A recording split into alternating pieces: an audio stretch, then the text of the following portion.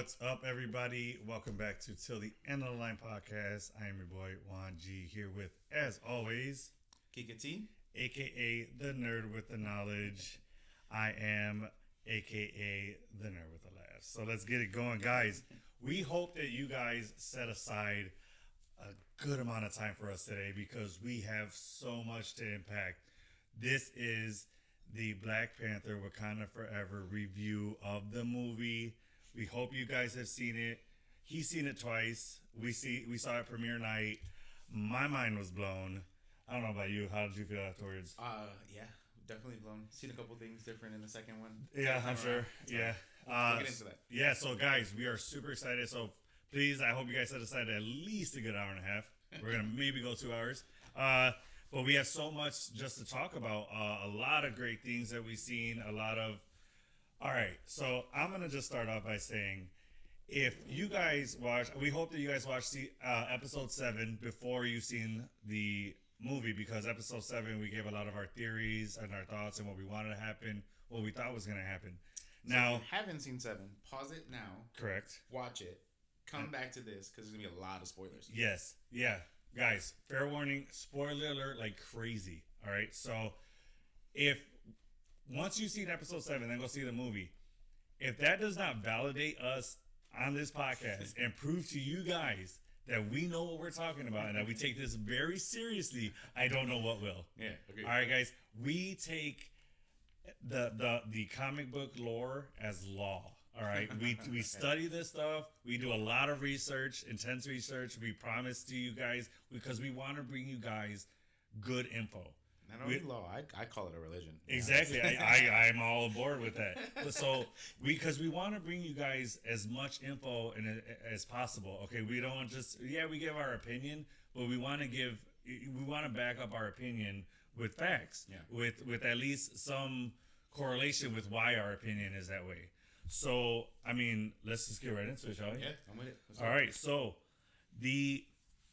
let's start off with our review on it.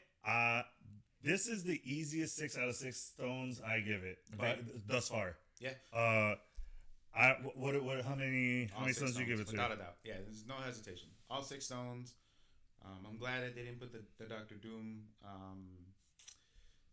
end credit scene that people were talking. Yeah, that was some speculation. I feel like it would have taken away from the end credit scene. For sure. Which we'll talk about later. Yeah. So like I said, easiest 6 out of 6 stones thus far, which I doubt I will give another 6 out of stones so easy. Yeah. But shout out to Ryan Coogler for making 2 freaking villains. Phenomenal. And make us be like, hey, these villains might be right. Like Killmonger. You understand where the villains are coming from. They have a valid reason as to why they're doing what they're doing. Yeah. But yeah, man, I mean, this movie was it blew me right, like super exceeded my expectations. Yeah. Met my expectations, and then just like, I'll give you one more. Yeah. Like, you know what I mean? So that is what we give it. I want to start off by, let's just start talking about the beginning of the film. Opens up with no hesitation, right into title. So I love that the movie starts off with the biggest question I had was, are they gonna acknowledge T'Challa's death, or is it just going to be he's dead, or are they just going to breeze over it? Is it going to be a talking point? What it was? It starts off in the midst of his death. Yeah. So T'Challa passing with an undisclosed disease. Yes. Shuri's doing everything she can to try to save him. Yeah. By recreating the synthetic herb that which we talked about in episode 7.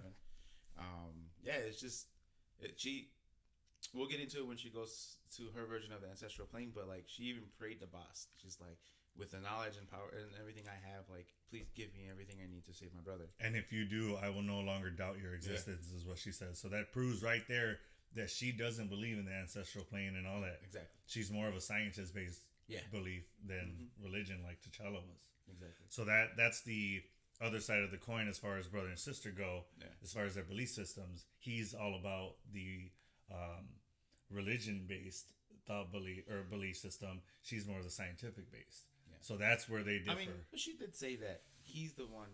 She's like, my big brother's the one that taught me everything when she was talking to Riri. Yeah. So I mean, he has a PhD and multiple degrees. And, Right. You know, he's a genius too. No, he's a huge influence on her. Yeah, but what I meant was that both the religion and the belief and the sciences and as being Black Panther and King. He does a really good job of balancing it, and you can see throughout the movie Shuri struggles with her belief. Yeah, and I think that's why she kind of was more science based, because she knew that was just hard facts. She knew that was her comfort zone. Yeah.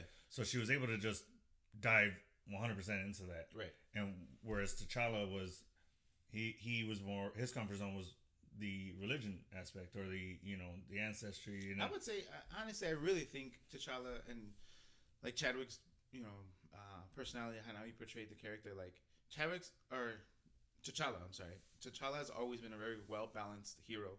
He's always done what's necessary, and he's always found a way to do it without having catastrophic like Batman. Batman, he'll do whatever he has to do, even like having contingency plans with the Justice League and stuff like that. Versus Black Panther, he's that next level of where he's almost like Cap in that point. Like he'll always do the right thing to make sure, and he wouldn't sacrifice anyone's life for everybody else. Mm-hmm. And I think that's one of the more admirable things that T'Challa's always had in the comics and is carried over into the movies. Yeah. And I think Shuri has struggled hard because when she sees Killmonger and her ancestral plane. I have a really big theory that I think I am pretty much dead on when it comes to ancestry plane. We'll get to that later. But I personally, I love the connection between T'Challa's death and Chadwick's death. I like that they correlated the two from real life. Yeah, from real life, and I like that it was a great way to honor Chadwick. Mm-hmm. Like his character passed the same way he did, and that's why his character passed. Mm-hmm. And I really love that Coogler, made the decision to make that correlation between that connection between the two. Okay. I thought that was the best way. Yeah, to they honor didn't him. sugarcoat the passing. They didn't make some big story plot out of it. Yeah, right. It was a huge plot, and it showed the grieving and the pain that they went through. Yeah, and that was pivotal. But like, it didn't take away from the movie. It just gave the movie a little bit more character. If anything, it added to the movie. Yeah. No, for sure it did. Yeah. It gave a character to see what was going to happen going forward. And again, it was kind of a trend from Black Panther 1 to Black Panther 2. T'Chaka passes. And then everyone's grieving, and then T'Challa takes the throne. Now this one, T'Challa passes, everyone's grieving, and then Shuri actually hasn't taken the throne yet. No, she didn't. She actually kind of, she kind of passed it to M'Baku. Ish. She's like, "Can you take care of it for right now while I figure things out?" Yeah. I gotta say, man, I'm a big movie buff. Like not just Marvel, just movies in general. I've seen a lot of movies, and watching this movie, I connected to this movie more than any other movie I've ever seen. Okay. And I think the reason being is because I felt and I've gone through a lot of the emotions Shuri went through.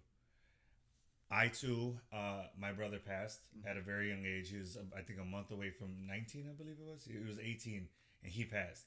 So watching Shuri go through what she went through, that if I burn something, it's going to be the world. I remember having those thoughts. I remember feeling that pain. I remember wondering, why is this happening? Wondering, was there anything I could have done differently? Yeah. Like, literally every emotion Shuri went through hit me, man. Yeah. It really made me, it took me back to that awful day that my brother passed. Like, every single emotion she felt, I was just re-feeling over and over. And I'm like, to me, that made me love this movie even more because I resonated with it. A lot, yeah, man. I really felt this movie. Like, and that's why I think that Leticia Wright's performance in this movie, like, legendary, dude. Yeah. Like, she made me feel that Shuri was an actual person going through these things. And that's my definition of a great actor, is if you make me forget that I'm watching a movie and that I think I'm really watching Shuri go through something.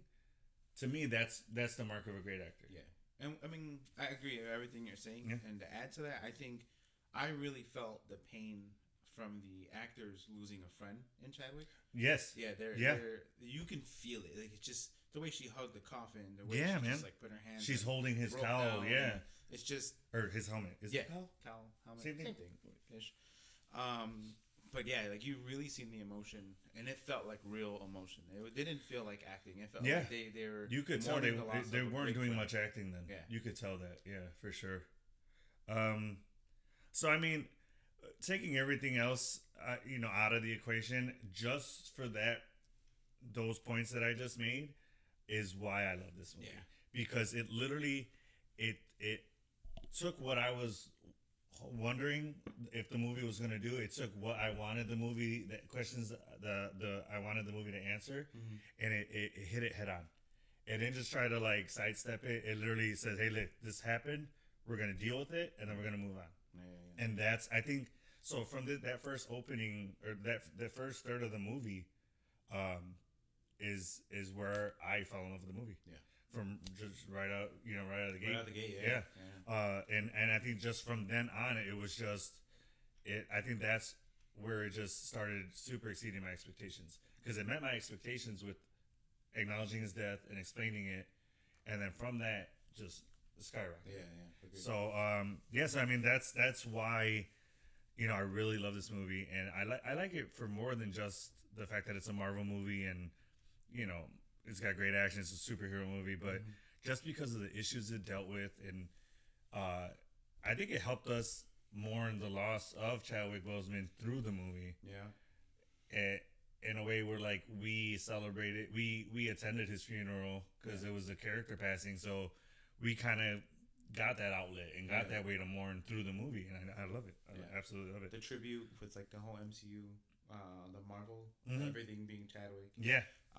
At the very end, when she starts burning her funeral dress. Yeah. And there was a moment of silence, and it's exactly 1 minute that was powerful. Yeah. And literally everyone in our theater quiet, silent. Nobody made a sound. Everyone understood the assignment in that theater. We all knew what that silence meant. Yeah. And outside of sniffles, that's all you heard. People. I didn't even hear that, dude. I literally could not hear anything. Yeah. I couldn't. Mine were just coming down. For sure. Yeah, dude. I didn't have any boogers or anything. Dude, man, it was right here, guys. It was all in the throat, just nodded. You know what I mean? But it was an incredibly powerful movie. And I think definitely the most powerful Marvel movie to date, as far as emotions wise. Yeah. Endgame was pretty close, but I think outside of Endgame, we had to deal with multiple losses. Yeah. And this one, I think, was just more centrally focused on one character's loss, and I think it was great because we really got to right to but in the beginning we were just focusing on mourning T'Challa. Right. And I well, I think an honorable mention is what's it called, WandaVision. Okay. I think the whole series was a very emotional. Oh, for sure. Especially how it ended. I put it on par. Like number one, Black Panther, Wakanda Forever, for as far as like just emotional investment into it. Yes. And then for me, it's WandaVision and then Endgame. I see. That's where you and I differ. I would say, well, hands down, it's Wakanda Forever is the most emotionally charged film. I would say Endgame just because I was more invested in Tony than I am Wanda. Yeah. And Black Widow, they were the OGs. They started it off. Yeah. Black Widow and Tony really, they have one of the longest relationships in the MCU. True. So for them both to go in the same movie, is overflowing my emotions with that one. You know what I mean? Like both of those deaths hit hard. And yeah, I felt Wanda's thing with the love of her life and creating this whole world because of her loss, and she's just trying to find some kind of happiness. Yeah, I for sure felt that too. Like I said, it just resonated with me more with Tony just because I was more invested in them too. Agreed. Yeah. Not taking anything away from WandaVision, and but I think that's just where me and you differ. That's all that is. It's just a investment thing. Yeah. I loved that his funeral was a celebration of his life. Yeah. Not a sad mourning event. Yeah. It was a celebration of him going into ancestral plane. Mm-hmm. But I don't know. I took away too. Like you just seen how emotional Shuri was, and she just. like as much as she was mourning way more. She just I don't think she could have accepted like as she looked around and observed as she's going through the crowd. She just I don't think she necessarily because she doesn't believe in their beliefs as much, you know, in ancestral plane. Like I think she didn't really. I don't think she accepted the celebration because she didn't even want to do it with her mom, you know. Right. And so she's the only one that didn't look like yeah, this is a celebration for my brother. She was taking part in the celebration. Yeah, yeah. She was just there because she had to be there for her brother. Yeah, for sure. Because it's tradition. Yeah, I don't think she was invested at all, and she was more angry than anything. Agreed. Yeah. Mm-hmm. But yeah, I mean, I like that they went that route and they celebrated it. They had everyone was there, and so I like that they went that route with that. I think it was beautiful. I think it was a great way to send them off. Yeah. I do have a question though. I don't know if it's going to be answered. Where did they take his casket? Oh, I don't know. Do they put it maybe? Is it a water burial or is it? Do they put it where the big vibranium meteor was, as close as they can get to that, or yeah, I don't know. Is it in their castle or like where? Yeah, well, I don't know where it's buried. That's some digging. I would love for you to do some research on that and see if we can because get close. In theory, maybe our buddies at New Rockstars can. If anybody's gonna have the answer to that question, I feel like it's New Rockstars. Yeah. In particular, Eric Voss. Yeah, sure. Eric Voss, our guy. Yeah, that guy's gonna figure it out. Big shout out to Eric Voss, man. He gives us a lot of good content. Yeah, a lot of good info from him. I guess it's a good question because T'Chaka's there. Everyone from the royal bloodline is there. Yeah, you know, Queen Wakanda and now T'Challa. So you think there's like a crypt of all the royal family? I would imagine. Yeah. I would think so. It's just undisclosed to anybody. Yeah, outside of the, the what are they called? The elders. Yeah. I think they're the only ones who know where the crypt is. I think they're the only ones who should know. The ruler at the moment. Yeah. All right, so that that was the first part of the movie. I think so. I think Chadwick probably buried Killmonger because he was Killmonger. There, he was royal. He Yeah. was part of the royal family. Yeah. He was a bit of a black sheep, but yeah, he was kind of the bad boy of the royal family. Yeah. So I guess another thing that I'm probably never going to answer, and I don't necessarily need the answer for it, but it was one of the things that ran through my mind. Okay. Especially more in particular in the second time because I was emotionally invested, but not as much because I already had seen it. Okay. Given that he already had the heart-shaped herb in his system, how did he get this disease? I see. That's what I think. I think there's some diseases out here that no matter what vaccine we have, the disease is just immune to it. Yeah. I feel like that's what it was. It was a disease. It may have been even a new disease, a new cancer that the heart-shaped herb just had no effect on it. It was just let's call it a blood disorder or a blood disease. Yeah. No matter what kind of powers you have, it's in your blood. It's gonna take you. I kind of feel like it's kind of that kind of disease. Yeah. I mean, I don't necessarily need the answer to it. Yeah, it's just something that popped across my mind. That's a good question. Fantastic question. Yeah. Is it like something? It doesn't have to do with the radiation from the Infinity Stones, him being around them, and it altered his DNA in some way. You know, and we know that the. Oh, you mean when he's carrying the gauntlet? Yeah. And he's running with it? Well, then being around the snap when the snap happened, or being affected by the snap. Yeah, maybe. He snapped away and coming back, that may have altered it. That's a good fan theory on that. I like that. I think that's a way so people could have new diseases and sicknesses could have been created through the snap, and genetically altered, and maybe enhanced other people versus other people didn't. Because you were literally broken down to atoms. Yeah. And then reassembling that, I gotta imagine something gets jumbled. Yeah. Like it's hard to put every single atom back. Right. I don't know how I feel if they were to explain it, but that's just something that popped in my mind. It's a great question. It's a great question. Don't downplay it, dude. It's a fantastic question. I kind of don't want them to answer that. I don't either. Yeah. I just want the question to be out there. Yeah.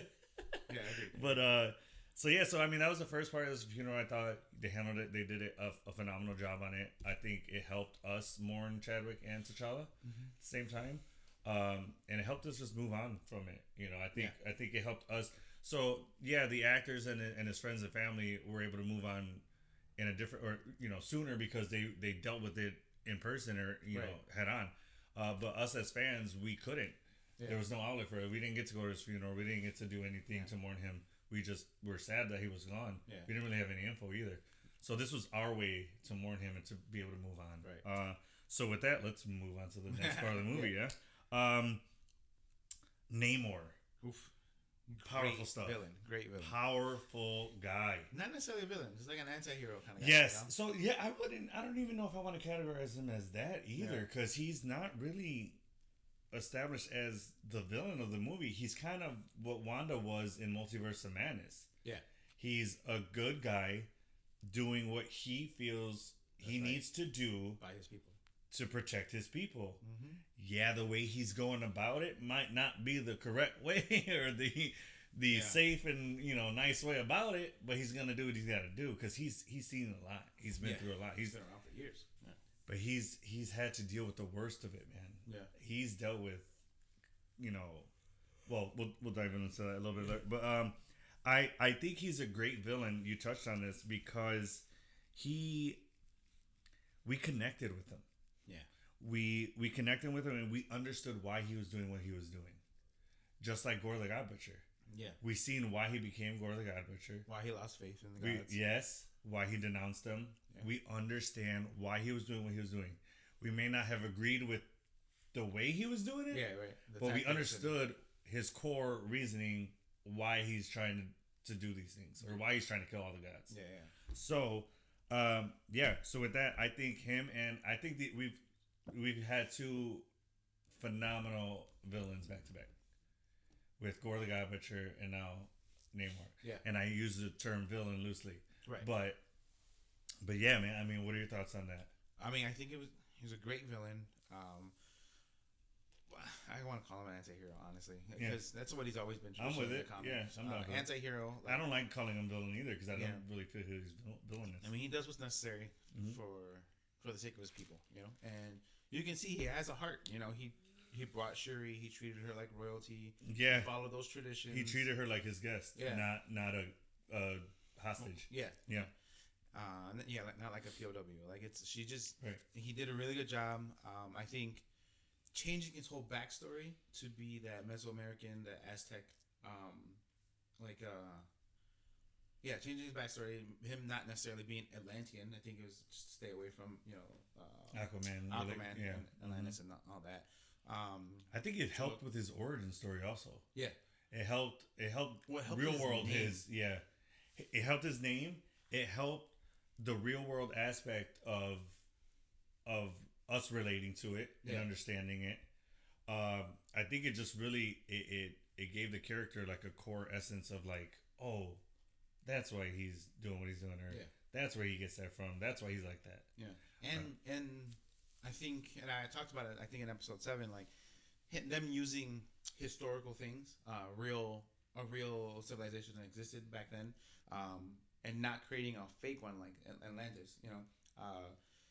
It doesn't take away from Wakanda. Right. The first one, introduced in the MCU, and it's completely fake. It's all made up. Mm-hmm. But they've done such an in-depth story, and now they've taken real-world things that have happened, Mesoamerican like artifacts, and like the bracelet that he gives her from his mom, and things like that. I think they did a really beautiful job of explaining it. I think what's the name of the city? Oh, it always gives me it's always a tongue twister for me. Yeah, it's Tenochtitlan or something like that. No, his name is Tenochtitlan. Okay. Tuktukongkan. Yeah, the feather serpent guy, something like that. Yeah, it's tough. It's tough to say. We'll figure it out. But his enemies call him Namor, Niño Sin Namor, which was pretty cool that the priest called him that. Dude, like, when that happened, mind blown. Yeah. I was like, I freaking love that. Yeah. That was probably the best explanation for a name I've ever seen. Yeah, and he chose that name because the priest called him that. He said he was like, all right, the son of the devil or son of Satan, or no, the child of Satan. They called him the child of Satan. And then he's like, El Niño Sin Amor. And so from that day, I took my name Namor. Yeah, Namor instead of my enemies called Namor. Me. Yeah. Because traditionally Namor, the Submariner, was his name in the comics. But now it's Namor, and it has that Spanish, I guess, accent to it. Yeah, it's pretty cool. And just to see like the Mesoamerican like paintings on the wall in that little cave that they were in, just to see all of their spears, their underwater civilization, and everything just to look like the old Mayans and Aztecs. Yeah, man, I really got that feeling from it. Yeah. Yeah. Cool fact. You know how there's vibranium in their city. That's where all of their technology comes from. Yeah. Which I'm eager to figure out what type of technology they have, because they have those cool water bombs. Those water grenades. Yeah. And how did they create that down Those there? are sick. Yeah. So who's their scientist back down there creating it? Who's their Shuri? You know. Right. That'd be. That yet, so. And that's maybe something that we can dive into if we get a Namor movie or a show. Yeah. Yeah, I think that's a really cool thing to do. Yeah. Yeah, it's just interesting. Or the tech that they use the breathing apparatus that they have, so that they can go on the surface world. Yeah. For their gills. Yeah.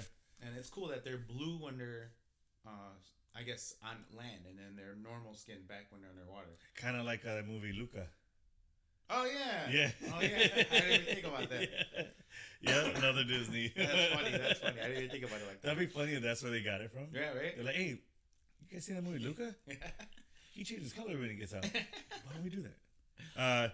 So yeah, and you know what? I really loved that we got his origin story in this movie. Yeah. They took a little. It was like a side story in the movie, and we didn't just hear his origin story like through a storyteller. We got to see it. Yeah. And I think that really added to his character. Okay. We got to see, just like Black Widow.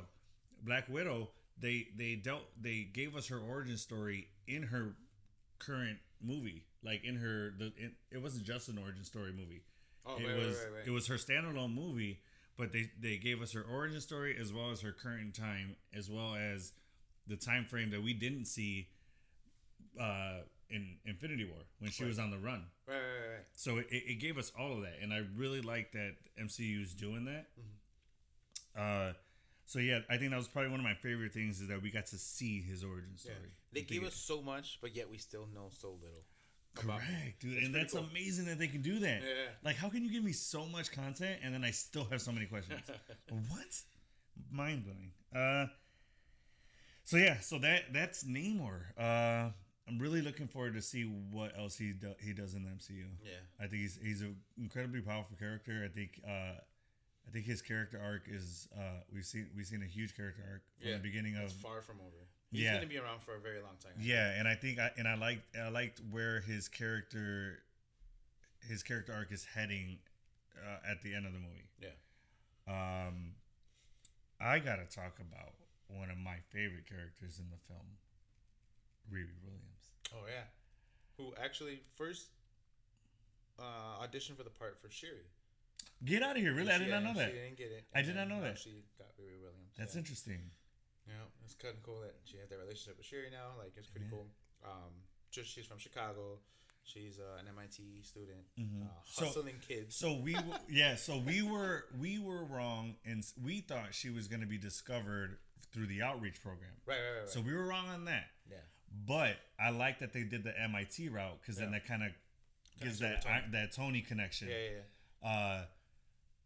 Yeah. But I really love this character. I thought the actress did a phenomenal job as Riri. I think she really embodied that Chicago female. Yeah. Cause tell me right, but tell me what emulates a Chicago woman than her roasting you when she meets you. She roasted Okoye within 2 minutes of meeting her. Tell me any other city girl that does that. Like, when she did that, I'm like, oh, she's from the South Side for sure. Like. And I really like this character too, because I'm in the middle of the Ironheart comic. Oh, right. I'm in the middle of it. And what I've read so far, the actress hit dead on. Nice. Like, the connection between her and the comics, spot on. Nice. So I love that. And I love when actors really do their homework on the character and really try to embody the comic version of that character. Right. I love when they do that. I like when they don't just try to make it their own person. Right. You know what I mean? And yeah, so what else do I have on here? Yeah, so I thought I thought they handled her story very well. Yeah. I like how they gave us a tiny bit of her origin story. Now her origin story in this movie was through storytelling, Right. which no problem with that whatsoever because we already had that with Namor. Right. And I also wasn't too worried about it because we're going to get her series, which takes place directly following the events of Wakanda Forever. So after she gets home, she gets that dope ass car that was her dad's. Mm-hmm. That her dad built up, and then Shuri, since it got destroyed, she fixed it and gave it back to her. So that's the other reason why I was okay with the storytelling because I'm like, we're gonna get it soon. I can wait. And Ryan Coogler is the one directing it, so I know it's gonna be good. You know it's gonna be fantastic. You know the show's is gonna be done perfectly. I almost wish they would pull him in on Secret Wars and King Dynasty. I gotta feel like they're probably gonna have him in the executive producer role, maybe. Yeah. He's for sure gonna be involved. I feel like Ryan Coogler is now. He took the void of the Russo brothers. Yeah, agreed. I feel like he's stepping into that role now. Yeah, because he's doing a phenomenal gave us job. A great Winter Soldier movie and as a villain. And then that started their career in the MCU. Yeah, and then it was Civil War after that, and Civil War was such a great movie to be able to direct all those characters, all those personalities. That proves that they can do Endgame and Infinity War. Yeah. Mm-hmm. So I think it's. Imagine if they all pulled together to make a big movie together. Sheesh. Oh, like are you talking about like if Russo brothers and Coogler and all of them did like Secret Wars or together or I mean just executive producers came back and helped, like even if Ryan Coogler like wrote the script and then the brothers who's the does he write? Yeah, he wrote this script. That's right, he did. Yeah. Okay, he wrote and directed. That's right. He wrote and directed it. So, that's right. Okay. Just to have all those minds in the same room, like just to pull it all together. Just how like when they had James Gunn and the Russo brothers and Jon Favreau, like all of them were in the room together talking, bouncing ideas off. Like those ideas. I mean, even John too. John jumping in on that, like just to see the things that they've already done. And if they all can collaborate together, man. And I think that's the best way to be able to connect all these movies is by having the directors from each movie get in a room together and say, hey, listen, how can we connect your film with mine? Oh, I'm sure that's what Kevin's doing. He's pulling the strings on all that. You know, he's the one, hey, listen, I need you guys all in this room. You guys are going to knock this out. He's King Prime. Yeah, exactly. He's King Prime right now. Manipulating the time stream. 100%. So we can't talk about great character performances without giving a ginormous shout out to the great Angela Bassett. Oh my God. For her character portrayal of Queen Ramonda. Yeah. If she doesn't get an Oscar, if she doesn't win an Oscar from this, I lose all faith in the Oscars. Nah, I don't know about that. Because she's gonna go against a lot of other great people. So whoever gets it, whoever's nominated, they deserve to be nominated. I'm not saying that I don't. I agree 100%. But what I'm saying is, if you can give Will Smith an Oscar for King Richard, okay, and for what he did to that person who's a real person, and not give an Oscar to Angela Bassett for Queen Ramonda for just the scene with her and Okoye when she fires Okoye as the general, strips her of her. When she strips her of her title. Yeah. For that scene alone. That was tough. For that scene alone, I would give her an Oscar. Are you kidding me? I even think like that at the UN Council when Okoye brought in the French mercenary team. They tried to steal the vibranium. That went out each other. Dude, that scene was so hard. That was sick. I was like, get it. She mic dropped so hard. She slammed that mic down, dude. I loved it. And she was like rolling her eyes, and she's like, oh, and then she's like, she gave him the, are you finished? Yeah. That was literally what that scene was. She was like, I'll let you guys get it all out. Once you're finished, I'm going to put you in your place. Yeah, for sure. I love it. So we already talked about, the performances. I feel like, Angela Bassett just completely nailed this role. I think it was probably one of her best performances. You know, she was actually really upset with Ryan Coogler. I was going to bring that up next. Yeah, see, we're here. We're here as always. She actually did not want that. Yeah, she actually asked the director. She goes, "What are you doing?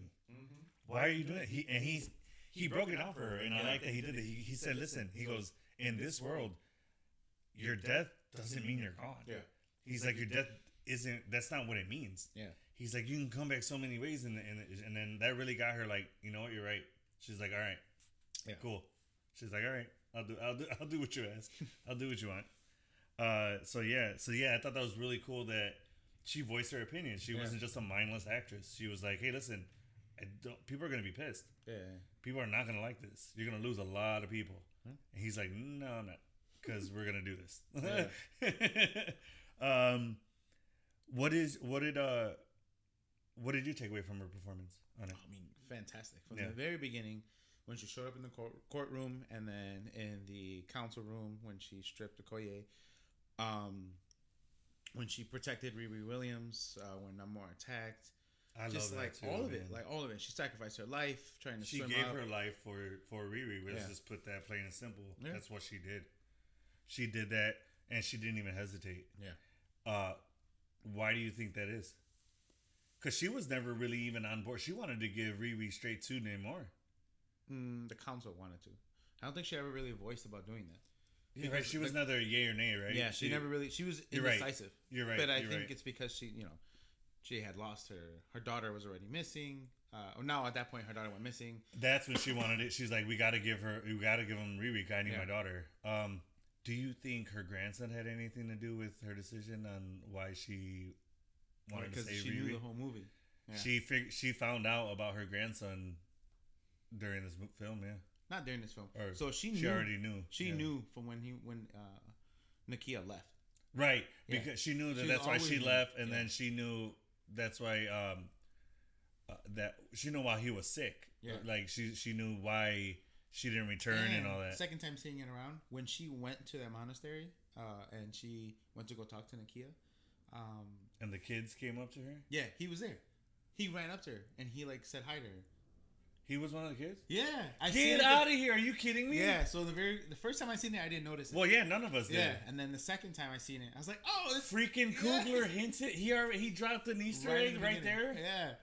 What a and he said hi, and she said hi back, and she smiled and looked at him, and then just... But she didn't know who he was right then and there. No, she did. She did? Yeah. So from the way I understand it, I feel like Queen Womanda always knew. When Chadwick knew... Like when Chadwick knew he was sick in the in this timeline, or when T'Challa knew he was sick, I think that's when he told his mom, and that's why he was okay.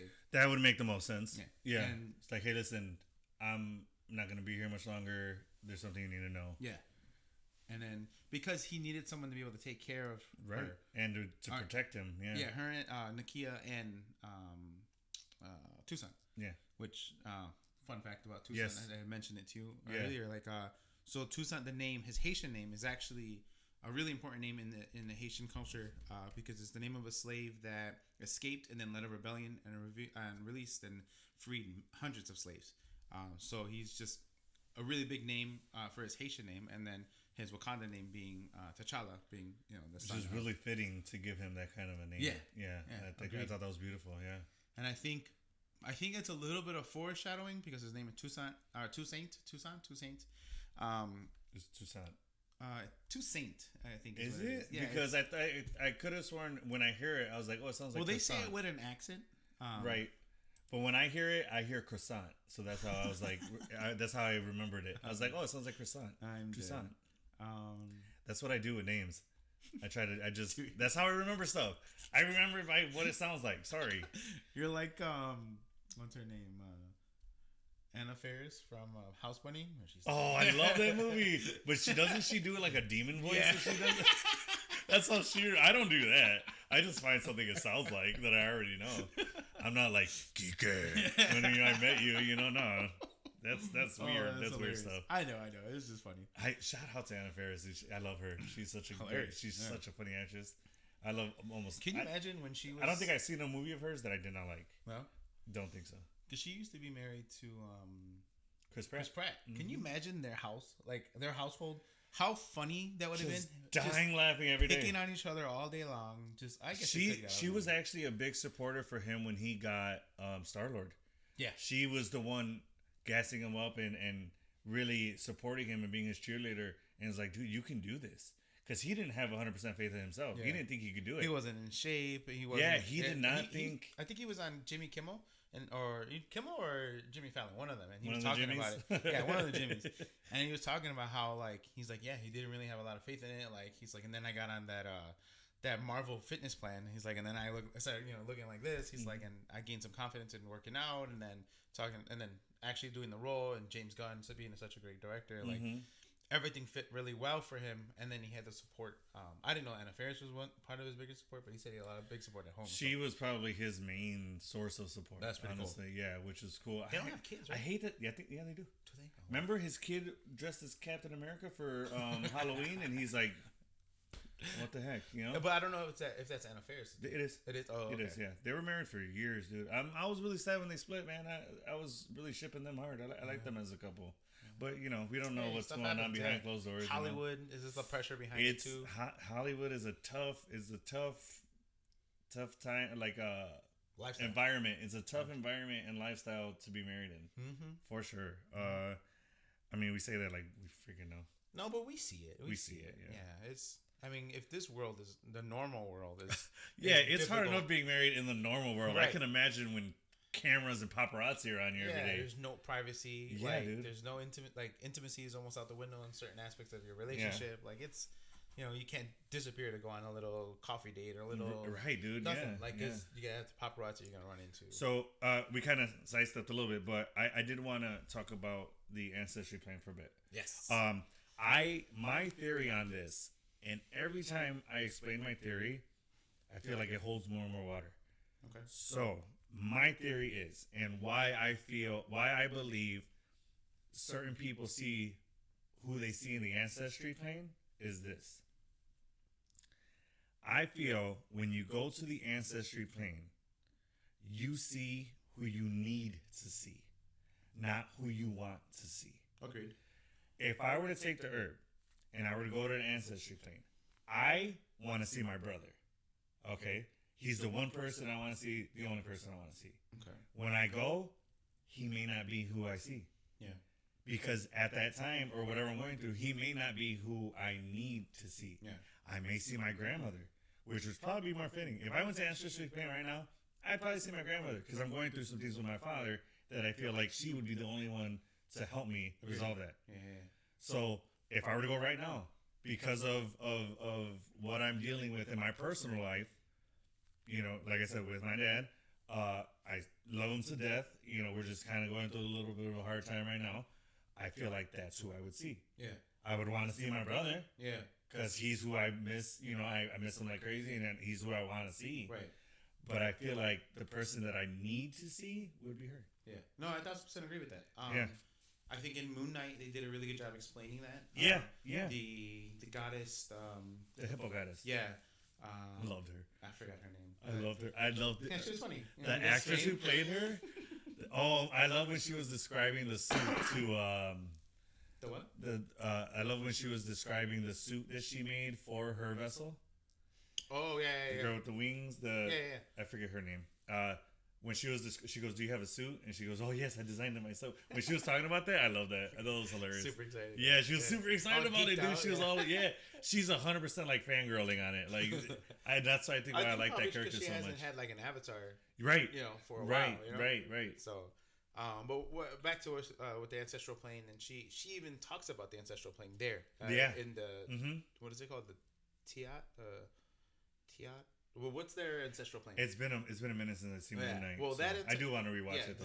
Their realm that they go to. And she said it's depicted on your beliefs and what you believe in. And then in this movie, I think they added another layer to that of saying not only it's based off your beliefs, but like you said, who you need to see or where your heart and your mind is at that moment, and what you're going through at that time in your life. Yeah. So with Riri, wanting to burn the world, Shuri wanted to burn the world and everybody in it because of the loss of her brother.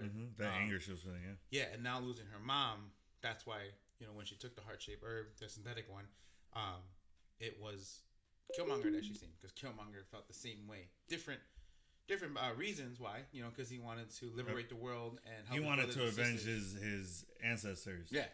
And he was basically he tried to pick up where his dad left off.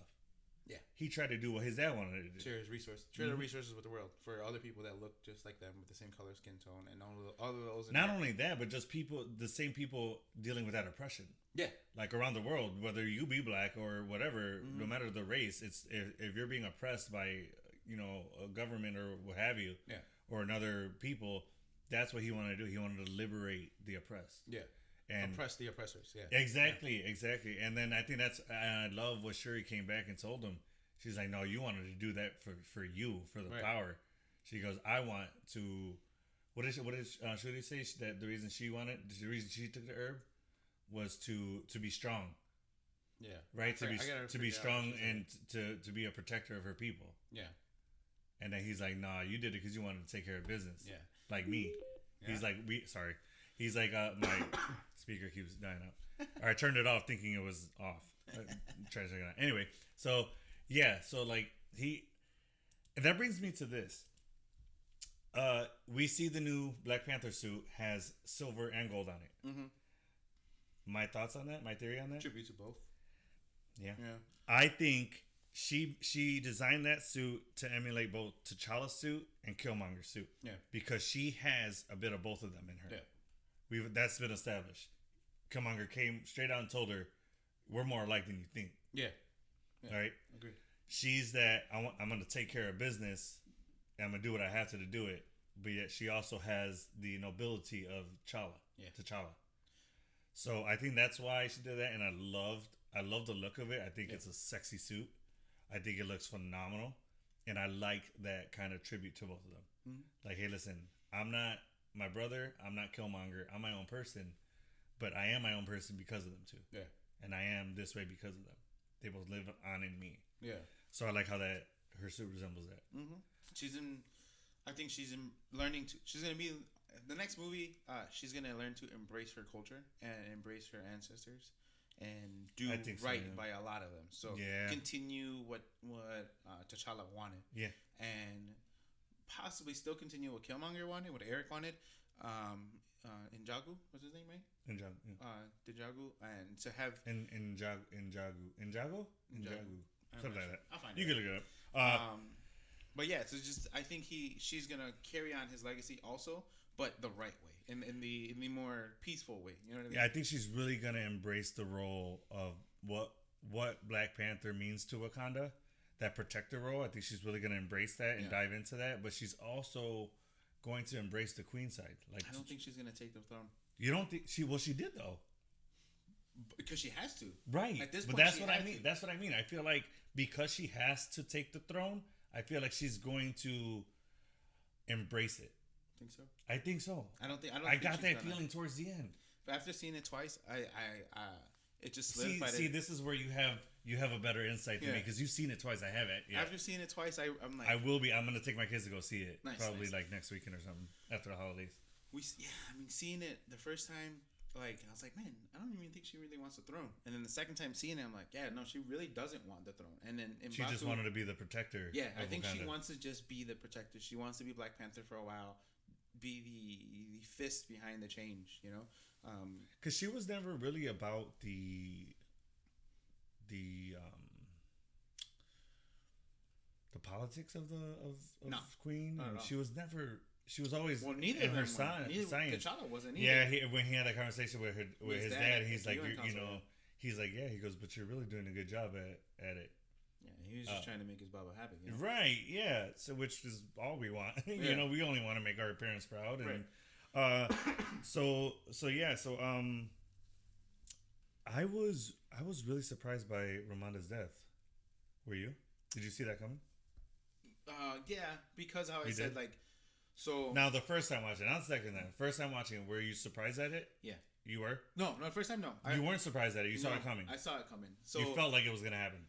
Yeah. Okay. I had to. I mean. Now I was surprised that they did it. Number one, in this movie, I seen it happening, but not same movie as her brother's death.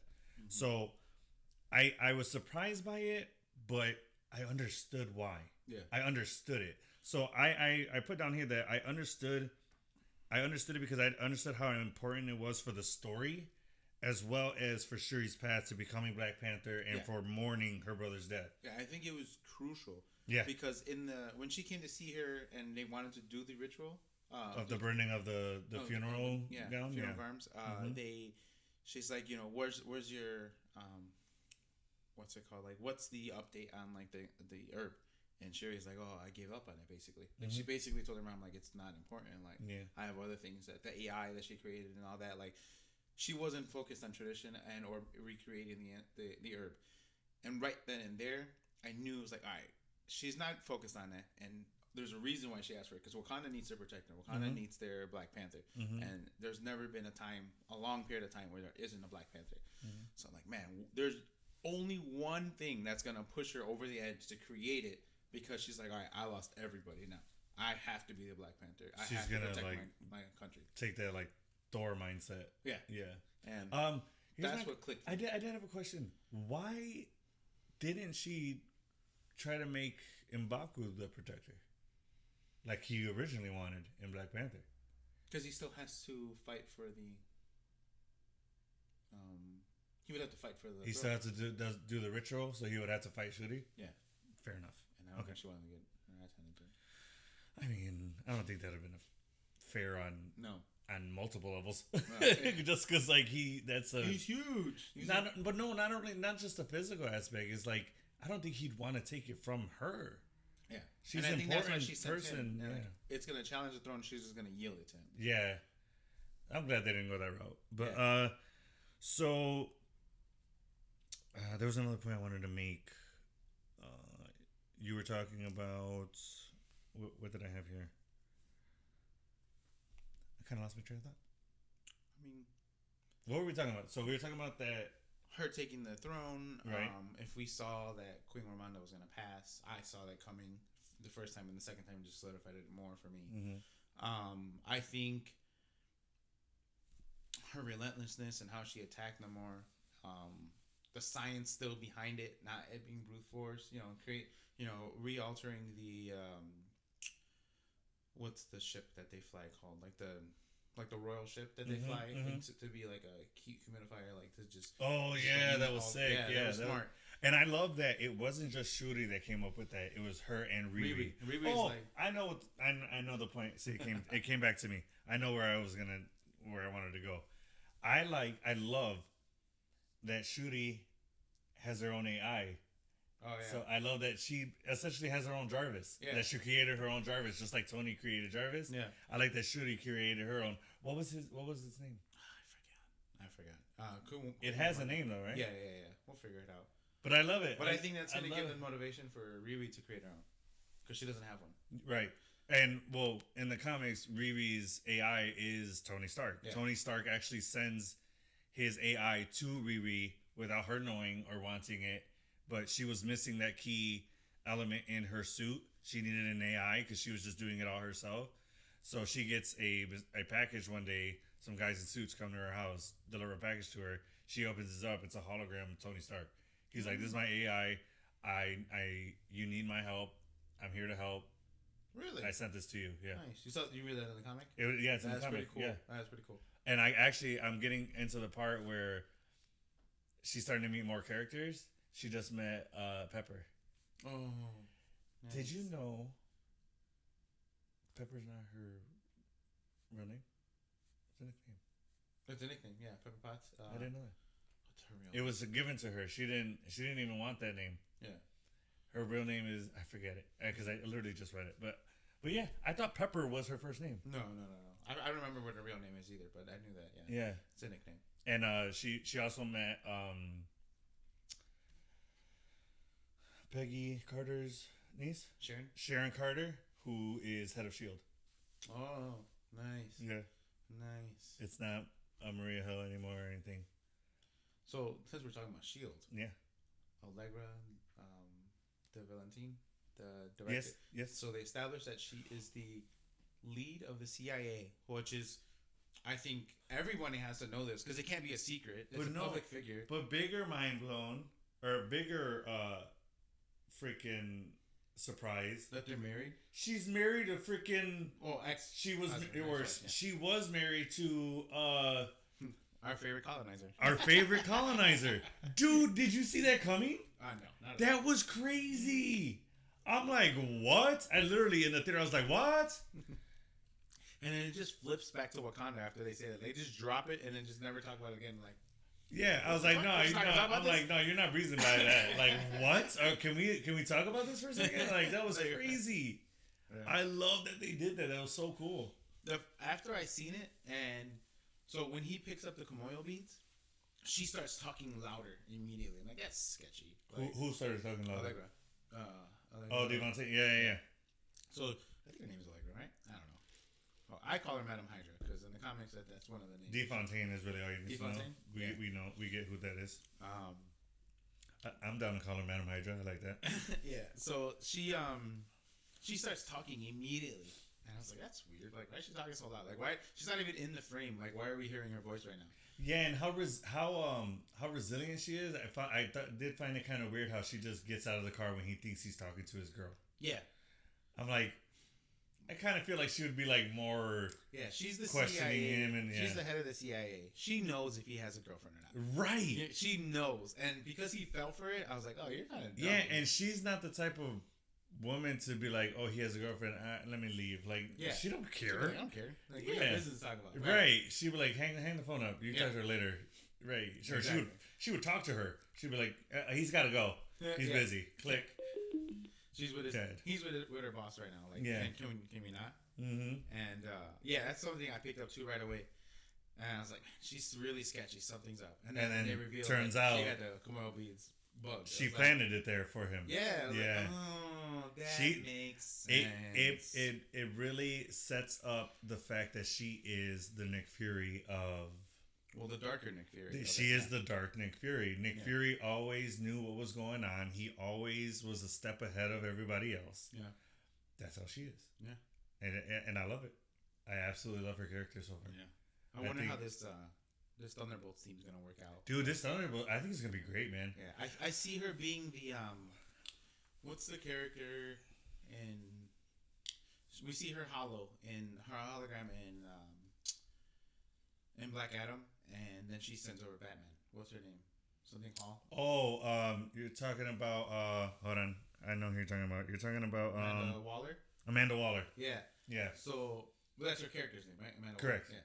Her real name, the actor's name is I forget. But yeah, so I feel like she's gonna be the Amanda Waller for sure. Yeah, and I think she's gonna do some like shiesty shit, kind of how like in Suicide Squad, like they thought it was a rescue mission, but it wasn't. It was to cover their mistake. Yeah. And like I think that's the same concept that's gonna happen. I see that. I see that 100%. We have these or villains that are actually trying to be heroes, and they're gonna do some villainous things to get the on job the behalf done. of the government, not realizing it, and they're gonna rebel against, and then I see that happening 100%. Yeah, and I think it's I'm excited for it. I'm excited for Thunderbolts. Yeah, Zola. I think he's behind it. That's where the Madam Hydra part's gonna come in. I think. You think so? I think her big boss is like Zola. That'd be a good way to explain that tie-in. Yeah. The actor, who I'm a huge fan of his, but I'm blanking on his name. Is it Harper? Ben Harper? No. He played the sheriff in Stranger Things. He's Red Guardian. Oh yeah. What's his name? I don't know. I forget his name. Yeah, Red Guardian. Can we look it up because it's gonna bother me? Him. He said that Thunderbolts. He said that it's gonna be cool. It's gonna be weird. It's gonna be cool. He's already gone on record as saying this. So I'm really excited to see what they do with Thunderbolts because it's Thunderbolts. I'm going on record right now and saying Thunderbolts is gonna be Marvel's Suicide Squad. Oh yeah, that's exactly what they are. Yeah, Red Guardian. Who's he played by?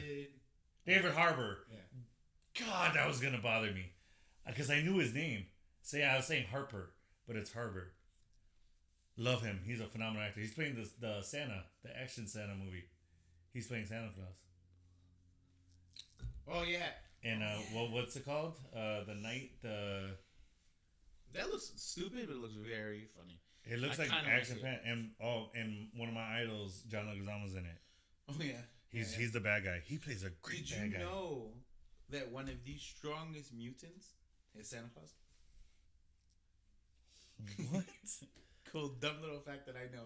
One of the strongest Omega level mutant is Santa Claus. Santa Claus is a mutant in the comics. Of course he is. It's actually one of the strong, and he walks around with something like samurai blade, and he Oh has my his reindeers and a sled. Like he is a bad. I'm done. Next topic. If that isn't just more of an advertisement for Christmas, I don't know what is. That is just ridiculous. It has to be a Christmas special presentation to introduce Santa Claus. That has to be. A samurai wielding Santa Claus? Yeah. That would be amazing. I'd watch that every Christmas.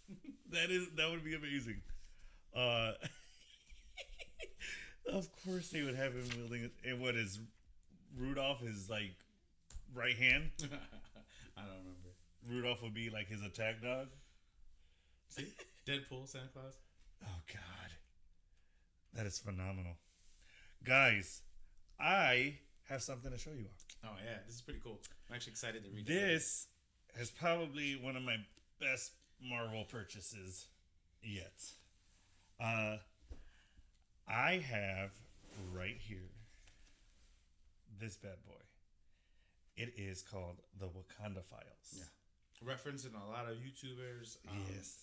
Completely canon with the MCU timeline. Now, me being who I am and how big into facts I am and, knowing everything there is to know about characters in the story, your boy upgraded for the deluxe.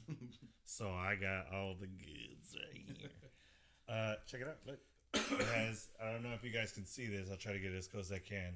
There's 3 Okoye beads, right? Komodo beads. What did I say? Okoye. Oh, sorry. Well, Okoye is usually the one wielding it. Or usually the one with them. Bing. And these beads come off. One comes off. How cool is that? And then it's actually, can you guys see that? It's a UV light.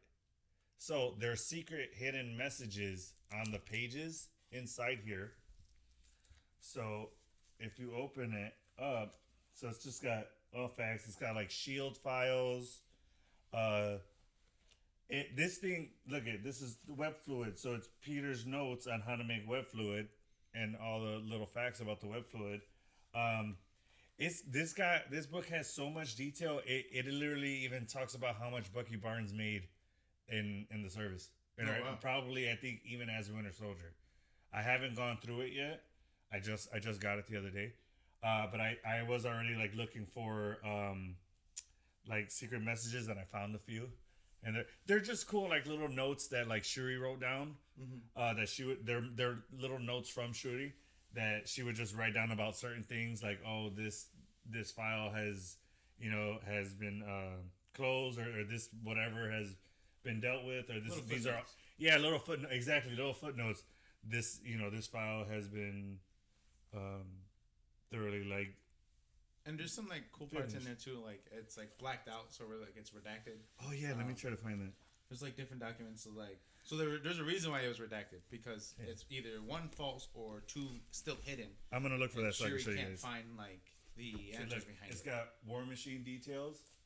So I don't know. Can you guys see that? Oh, that's crazy that it says Stark Industries, but not the Hammer one. Yeah, look at that. You see that? It's War Machine's specs. It's a little. That's pretty. I'm sorry, the light is messing with it. The paper is really glossy. Yeah, it's really good. Okay, that's the one I was like thinking about. Right here. Look at that. Oh, let me get a better angle. There it is. There it is. Angle right there. It's got Steve Rogers. His original weight and his original physical exam sheet. How cool is that, guys? Look at that. Wait, let me get a good angle. There it is. Check that out. So this is just the stuff. This is the stuff I geek out on. The stuff that I love is just the in-depth, all the behind-the-scenes stuff that you really don't see in the movies. You just, they talk about it. Look at that. Papers. And see, I almost did it again. The Kamoya bead fell off again. I'll take that. Thank you. It's held together by magnets, so it's very easily, able to get knocked off. Anyway, so I can't wait to dive into this bad boy. I would recommend you guys get it. I got mine. It's on Amazon. I recommend you guys go purchase this bad boy. If you're like me and you love all the little details of, your characters and behind the scenes stuff. So I am super stoked about this. Put this bad boy away. Boom. It's got a nice little case too. Protector. So yeah. So that was my most recent purchase. Pretty excited about it. I think I want to do a mutant breakdown one day. We'll just talk about some unknown mutants, like C-list, B-list mutants. Yeah. Just not. Do you want to do that once like we start getting closer to like X-Men coming out? Yeah. Or I think that'll be a cool There's thing. a cool little nugget. Yeah. So in the recent years, on Christmas Eve, Santa saved New York City from a hate monger. It was a clone of Hitler. Oh my god. Yeah, that's freaking crazy. He soared through the air at a unprecedented speed and distracted hate mongers pilots, and then crashed into hate monger's nuclear bomb and saved New York City. Wow. And this is Santa Claus, guys, the mutant. It's pretty cool. Wow. Yeah, it's just cool. It's just cool to see cool things like that. And I'm excited to see what the MCU does with mutants, man, because we've had a lot of movies like the New Mutants that really kind of flopped. Yeah, but that's all Fox, Yeah, Fox is not really doing well with mutants. I know they own it, so they try to do what they can with it, but I don't think they have the real like love for it like the MCU and Kevin Feige do. The creative direction that they have that we get from Kevin. Yeah, Kevin, like he just did such a. He lives, breathes, and eats comic lore, so like he really is passionate about it. But we do have our second official mutant in MCU, Namor. He says it. He's like, I'm a mutant. Mm-hmm. He said it was the first time we heard the word mutant. Yeah. Versus in it's always just been hinted at. Mm-hmm. Like in Miss Marvel. Yeah. What did he say? Like a mutation. Yeah. He said you. Yeah. He said mutation. I believe. Yeah. So like it's not. And then we heard the X-Men '97 theme song. Yeah. So that solidified it being her being a mutant. You know what I mean? And I think it's pretty cool to see all that. I wonder why he's one of the mutants that lives for a very long time, where he's almost immortal. I don't think he's immortal. He can die. He just. Well, yeah, Shruti almost killed him. Yeah. Well, let's talk about that. Like, I like how she attacked him, the thought process behind it, how she took him down.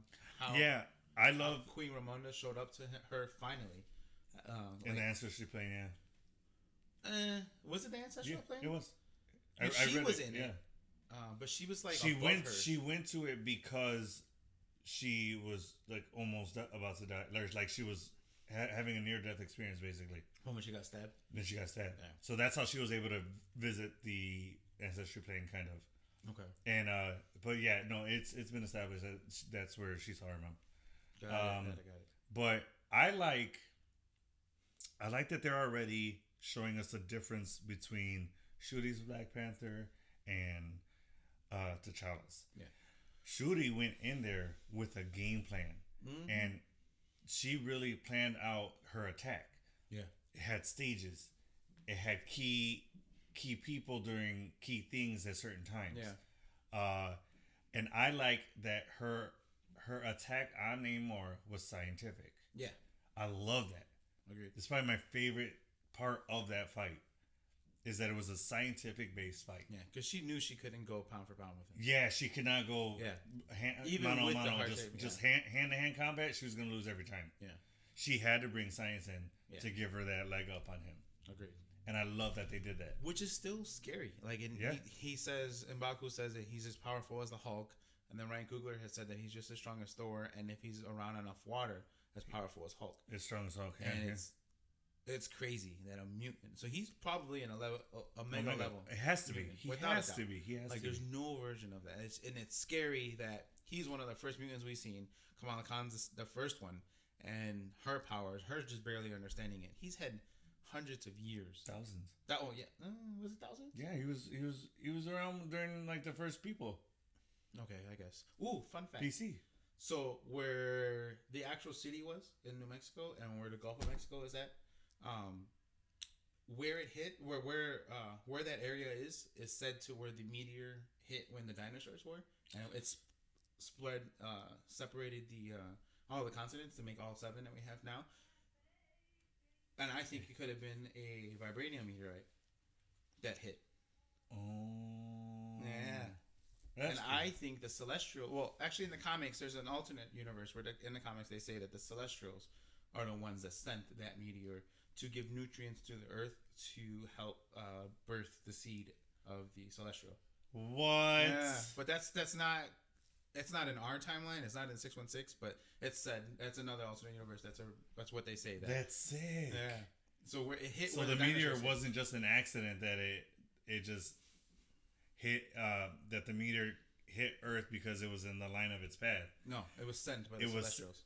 Dude, that is wild. Yeah. So that's cool. Do that this time around because it doesn't look like the Celestials are like made out of. I like that. No, I like that the fact that it just hit Earth by pure accident. Yeah. And I like that.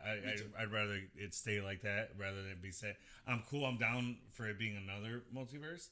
Another, let's make it 418. You know, like whatever. I like it for being for another multiverse, but not ours. Yeah. I like ours. Ours is set good. Yeah, but it makes sense. Like where their cities at. So are you saying that's why there's the shape of that gap in Mexico? Mexico, yeah. Yeah, because that's where the meteor hit, separated all of the continents. I love that so much. Yeah, and it was a vibranium one. Yeah, and so wait. Okay. It's cool that they say there was two meteors, like two parts, like it's separated. So one hit where Wakanda's at, and the other one hit where. So you're saying like it could be kind of like the meteor broke apart, hit Wakanda, and then the other one hit. Yeah, and then made all the continents kind of shit. Yeah. That's so cool. Yeah. And it's cool that because it's true. Like you don't really like when 90% of the ocean's floor is undiscovered.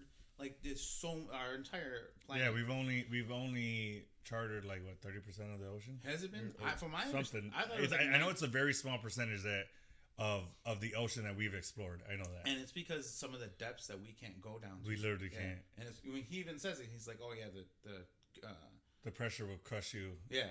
Which is insane because that means they're that powerful to be able to swim around. Their bodies withstand that type of pressure on a daily basis, and it's nothing to them. It's nothing. It's like us being up here and there. Yeah, and then you go through that current, which is pretty cool.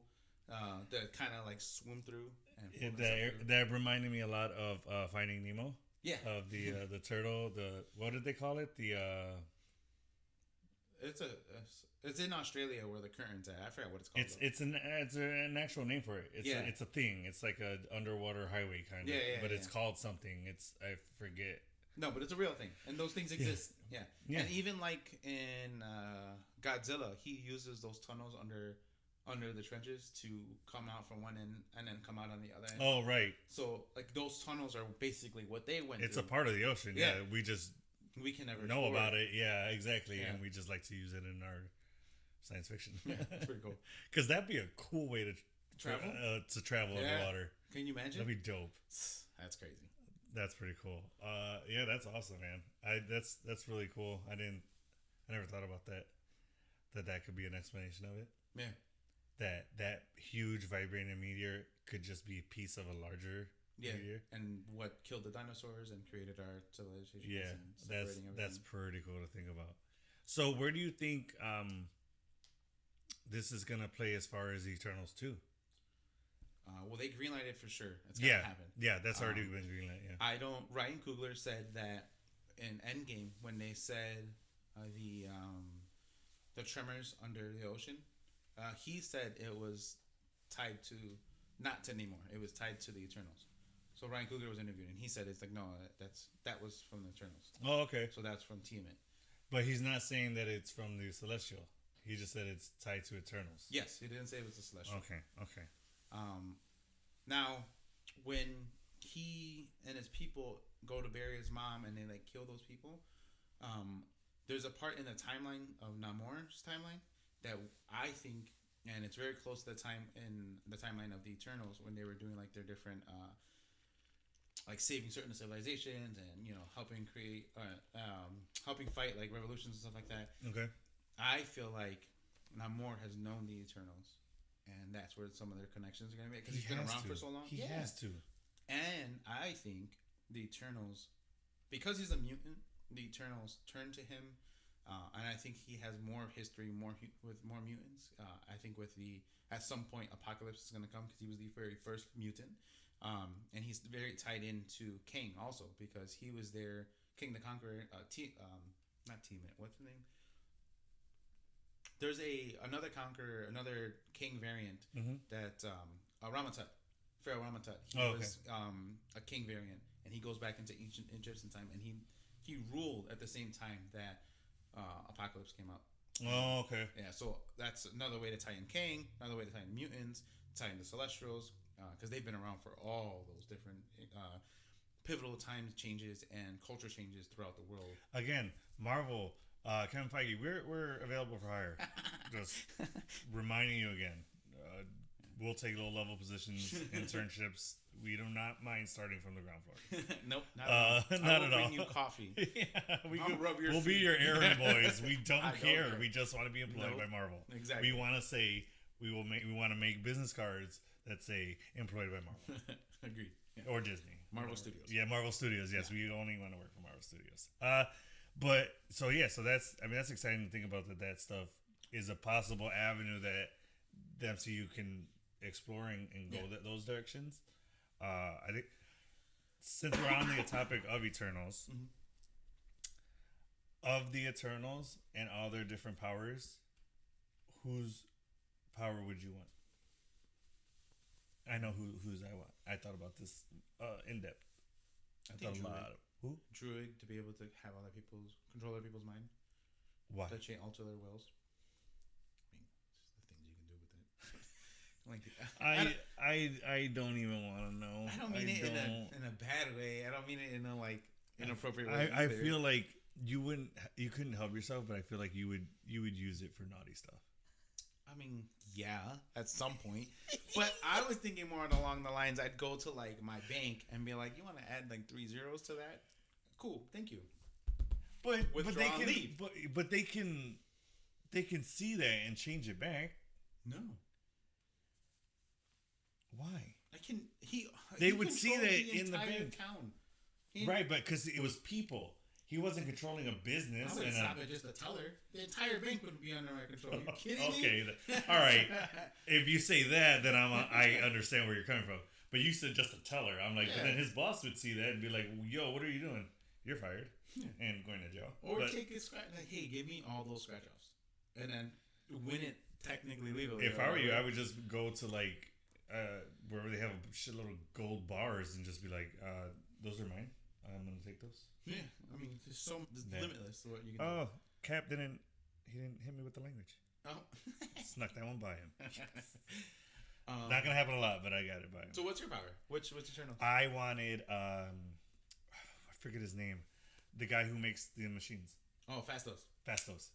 Sickest power, man. Yeah, he's pretty cool. Because look at what he did to, God, I got to rewatch this movie because I'm forgetting their names. In the case of Unimind or? No. The way he was able to stop, what's the dude that can fly? The Superman guy, basically. Oh, yeah. Remember, he's like, I've been wanting to do this for a long time. Yeah. And then he's like, he straps him down, and he was using all his might. He's the strongest. No, not the strongest one, but he's incredibly strong. And he couldn't get out. He literally had him down, and then he's doing that, but yeah, he's still able to throw out. He can use it as both weapons, and it's kind of like Mjolnir. He can use it as a weapon to destroy things, or as a hammer to build things. True. He can use his power as weapons to destroy things or to hurt people. I don't think I've ever seen Thor use his hammer to build anything, but I guess. I mean, he was with Jane for a while. You don't think she needed a bookshelf put up and stuff? He didn't use that hammer. Why not? He doesn't have to wham, but he could be like ding, ding, ding, ding. I guess. Could you imagine? And then it crumbles? Could you imagine Mjolnir and then just be like ding, ding, ding, ding, ding? Ding, ding. No, I'm just talking about Mjolnir is this big. And you're hitting his little nail. And you're just hitting the tiny nail. You don't think he's strong enough to just push the fucking nail in? Yeah, but you have a hammer. Use it. So you're just, I kind of want to see that. Just big see Mjolnir. Build just, IKEA furniture? Yes, I would watch that. 1000% of the time. Oh God. Shut up and take my money. I would watch that show. Chris Hemsworth. I'm sorry. I would watch the hell out of that show. I value you more. Just a Thor Home Improvement show? What? And Loki being the guy just looking over the fence? No, not Home Improvement. I know what you're saying, I meant like, a Home Improvement show, not Tim Taylor's Home Improvement. I know, but like I'm just that would be hilarious. It'd be funny, you know. Yeah, that would be funny. Hella would be like the wife. The wife. Yeah, that'd be funny. I guess not because they're sisters. Well, they're sisters, but oh no, he had his brothers on the show. Yeah. So Hella would be the aunt that came by. God, that'd be hilarious. That'd be pretty funny. I'm sorry, but as many home improvement shows, like renovation shows and house flipping shows, tell me you wouldn't watch a Thor one. Yeah, that'd be funny. A Star-Lord one. That too. Them too, like their bromance, like being stupid with each other. Oh yeah, that'd be pretty. The funny. handshake. We have to do that. The handshake. What handshake? The handshake in Thor and Love and Thunder when he's saying goodbye to him, and then he's like the Earth handshake, the Asgardian handshake. Oh yeah. Turns into the serpent. And then the high one, the Asgardian high one. Dude, that was the best handshake. Okay, I want to do that from now on. Whenever we say hi to each other, that's what we got to do. I guess. Just not in public. Just not in public. No, here. That'd be funny. I just want a secret handshake with somebody. Okay. We can make one. We can make one up. Yeah. It'd be really nerdy, but I would love it. I'm cool with like a Wakanda one where they do like that and then. Well, it's just the one. It's one hit and then. Is it? Yeah. Okay. They hit once and then. That's an easy one to start with, and then we'll create a new one. Oh, I would love to create one so that when we meet you guys just out in the real world, you guys can do it with us. That'd be awesome. Yep. Kind of like the Wakanda boom. When we meet you guys, we do that. Okay, so we're gonna put this on record right now. One of our biggest goals, besides making this podcast, is our dream is to have our own booth at C2E2. Yeah. Comic-Con. Any Comic-Con. And we can't get there without you guys. Agreed. Without your support, you guys have already shown us so much love and support right now with, the amount of followers we have, the amount of subscribers we have. If you guys can just keep that going, keep that momentum, and just help build us up to where we can get there, guys, you will literally be making two guys' dream come true. Exactly. Like, Agreed. that's literally all we want in life is for that. We don't want to be billionaires. We don't want to be famous. We just want to have that. And if we can get to that level, we will have just made a dream come true for us. Yeah. So if you guys can help us, we are pleading with you guys to just help us do that. We will be eternally grateful to you guys. It starts with, liking all of our social medias and sharing, getting us out there. And getting also involved with us. Commenting, on stuff. Reposting stuff, asking questions. Yeah. And now we got merch coming. So yes. This is a great segue. Yeah. We have a friend of ours that created these coasters. Yeah. And then some magnets, which is pretty cool. Let me get a little bit closer. We'll be having like hoodies and long sleeve t-shirts coming soon for the winter. Where is it? That looks great. There you go. And check that out. It's our durable. Yeah. And these things are handmade. She makes everything from scratch. And I think this is a nice little starter. We're going to be doing a giveaway with a set of 4 coasters. And then we'll throw in some magnets there too. Everything will be available for purchase also. So as you guys know, this was our first logo. Mm-hmm. We have since updated it. You guys see it on the YouTube and stuff like that. So we are going to be coming out with new merch. That is the merch that you guys will be getting with that logo. This is basically our pilot merch. Yeah, and this is gonna be staple. This will be the first merch we put out there. Mm-hmm. And say we get really big, you'll have some of the very first things that we ever put out there. So that'd be awesome. It'd be nice. It'd be great to have that. Shout out to our plug that made this. Yeah, we tagged her in the post when we first got the merch. But yeah, big thank you to her for making the products for us, the merch for us. Right now we're looking for a way to do the sweepstakes, the giveaway for you guys. But we do the essence of the giveaway will be to the winner will be to whoever gets us the most referrals. So the most subscribers, the most people that you refer to subscribe to us, that's who will win our merch. And then we're also going to be giving a free comic book with that. Yeah. So I think that'd be a cool little thing to do for you guys. Just a way to say thank you to you guys. And to give love back to you guys that you guys have been giving to us. Yeah, and the IG tag for our merch creator, it's Ellie Claus or Cause. She makes horror items. She makes a lot. Just Day of the Dead. She makes some cups. She has some coasters, magnets, T-shirts. She has a little different type of merches that you can use. And we'll tag her on our IG so that you guys can follow her and maybe support her. And it's the word and then underscore and then ELEE underscore CAWS. There it is. Like you said, we are going to be tagging her on our Instagram. We have already, in case you haven't seen it, but we'll do it again, and we'll continue to do that just to help get her name out there as well. Just for partnering with us, helping us from start in the beginning. Help us establish ourselves. So we want to say a big thank you to her. I think we were able to cover a lot of it. A lot, yeah. Definitely talked about everything I wanted to talk about. Do you have any final thoughts or points there that you want to talk about? I'm gonna see it a third time, and when I see it the third time, you'll have even more insights. Yeah, have some more insights. I think our next big Marvel property is a show, right? What's the next show coming out? There's one coming out soon. No. Is it guys? Quantumania? Yeah. Oh, yeah. That's the next big Marvel project is Ant-Man Quantumania. So we'll be doing the same thing again for that, going premiere night, doing all that good stuff, giving you guys our theories and stuff.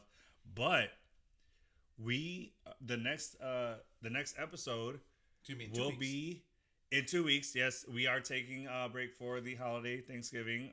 We sure you guys are going to be with your friends and family. We will be doing the same. So we won't have an episode next week just because of the holiday. But we will be right back at it in 2 weeks. And guys, that episode is going to be our first Star Wars episode. Yeah, we're going into the Star Wars universe. And we are going to be talking about everything from Mandalorian. We're going to dive deep into the Tales of the Jedi series. Tales of the Jedi, which was a fantastic series. Loved it. Ahsoka highlighted. It was an animated series, which I usually am not into those, but I gotta say they did this one phenomenal. Yeah, but phenomenal job on Jon Favreau does such a great job with these, especially with him helping with Clone Wars. Yeah, Dave Filoni is the one who was behind Tales of the Jedi. I thought he did an amazing job. And Jon Favreau. Yeah, they both were. And he's executive producer. They're just so good, and honestly, outside of like anime and watching like Dragon Ball Z when I was younger, and watching Pokemon when I was younger. Shout out to Ash for finally being a Pokemon master. Yeah, man. 25 years later. Hey, sometimes it takes that time. Yeah, it does. Don't never give up on your dream, guys. That's right, man. 25 years from now, we hope to be saying the same thing. We're a big podcast. Yeah. You heard it here right now, guys. Remember this episode. But yeah, I think Clone Wars is such a great, and Rebels are two great written animated cartoons. And I think it carried over into. They have a lot of like connections to the movies in Clone Wars and a lot of lore from completely canon. It's completely canon for the Star Wars movies and for as universe. Many seasons. There's like 7 seasons for Clone Wars. Like that's what happens between episode 2 and episode 3. There's so much that you miss between those movies. That's what I love about it. Explained in those animated. That's what I love about it is we get to see what happens in between these movies because we don't know what happened between these big events and stuff like that. And it shows honestly the Clone Wars does a really good job of showing Anakin's arc of becoming why he chooses to become Vader and why he chooses to embrace the dark side. Just because his loss of faith in the Jedi Council. His and you see why you see the flaws in his the journey. Yeah, you see the flaws in the council. You see why he lost faith in them, and you see he was a mentor to Ahsoka. You see that he really cared about her. You see that he really embraced being a Master Jedi, and that he really loved being a Jedi. Yeah. But he lost faith in it, and. I think a lot of it had to do with Emperor Palpatine is very persuasive, man. And manipulative. Oh, yeah, for sure. Very manipulative. And I think had it not been for him, Anakin would have stayed a Master Jedi. No, I think the biggest key... He could have been like his own, like a rogue Jedi, but yeah. Yeah. That's where I don't think he would have went to the dark side is my main point. Yeah, I don't think so either. I think the biggest reason why he does go to the dark side and why he should have... what could have saved him? Hold on 1 second. Let's let this... emergency vehicle go by. Hopefully everything's okay. Sorry about that, guys. Oh, it must be close. It's still going. It's like right in front. Yeah. And we're good. All right. Qui-Gon Jinn. I think would have been the biggest reason why he would have him, Qui-Gon, or Anakin, Qui-Gon, and maybe even Obi-Wan, and would have separated off to their own faction. I don't think Dooku would have continued his path down the dark side because of Qui-Gon, and I think Qui-Gon, because he believed in the old prophecies and of the chosen one, you know, and he's the reason why we even have Anakin and why Darth Vader happened. Right. I think Qui-Gon was the mentor enough that would have kept him to the, not necessarily the light side, you know, the Jedi mind, but steer him from going to the dark side. Correct. Right. Yeah, I agree. And I think we saw a little bit of that, and why. That's why Dooku switched to the dark side officially. I think with seeing in the Tales of a Jedi because of the loss of Qui-Gon. You know, Qui-Gon was such a huge. That was character. His last like tie to the Force. Yeah. Like the to the light side. to the Jedi. Yeah. I agree. Yeah. So guys, next week next episode. Yes, excuse me. Next episode, we're just gonna dive just hard into Star Wars, and you know Star Wars is a franchise I love. You know, I love in a different way than Marvel, but there's plenty of things about it I love that are different than Marvel for me. There's and the different cool thing aspects. with Star Wars, like Marvel has so many comics and alternate timelines that like pull from.